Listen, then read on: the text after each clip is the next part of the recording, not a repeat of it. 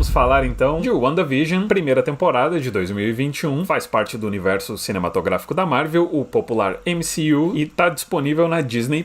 Tem 9 episódios e é da criadora Jac Schaeffer, que é a mesma roteirista de Capitã Marvel e também de Viúva Negra, que ainda não estreou para meu desespero. O elenco principal temos a Elizabeth Olsen, Paul Bettany, Kathryn Hahn, Teyonah Parris, Randall Park e Kat Dennings. Eu adorei a série. Ela dividiu algumas opiniões, principalmente em relação ao início e o fim.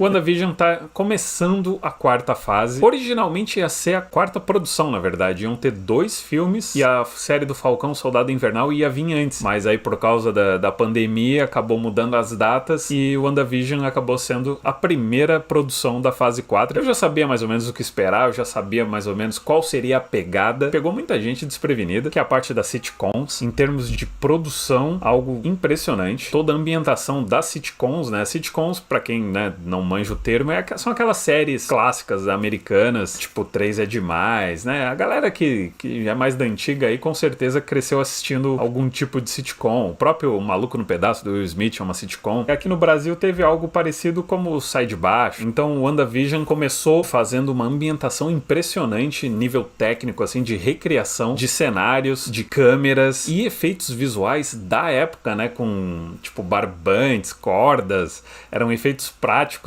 óbvio, né? E aí, basicamente, um episódio abordou cada década, né? Começou nos anos 50, 60, 70, 80. Se não me engano, não teve anos 90. O dos anos 80, ele meio que mesclou as duas coisas e depois já foi pros anos 2000. Eu, por exemplo, eu não sou tão fã de sitcom assim. Eu sei que muita gente não gosta e talvez por isso teve dificuldade no início da série. Principalmente os 2 primeiros episódios, que é os anos 50 e 60, que são em preto e branco. Claro que ela tem um outro lado, né? Um lado, vamos dizer, da vida real. E aí aquela típica pegada Marvel que não deve nada aos filmes, né? Toda a parte de design de produção, a parte de cenários e principalmente o CGI, quando precisa entra o CGI e não decepciona nível dos filmes. Sobre o roteiro, cara, eu achei demais. É cheio de mistério, por boa parte dos episódios você não sabe exatamente o que tá acontecendo ou pra que direção vai. Nível de mistério que prende a atenção. Você fica querendo saber mais e mais e mais e porra, pode ser isso, pode ser aquilo, aí você começa a especular pra caramba. O tema principal por trás da série é um tema pesado, né, que é sobre o luto, os vários estágios do luto. Tem muitos momentos divertidos, você dá risada pra caramba, mas tem muitos momentos emocionantes, que pegam mesmo assim, com diálogos e o nível de atuação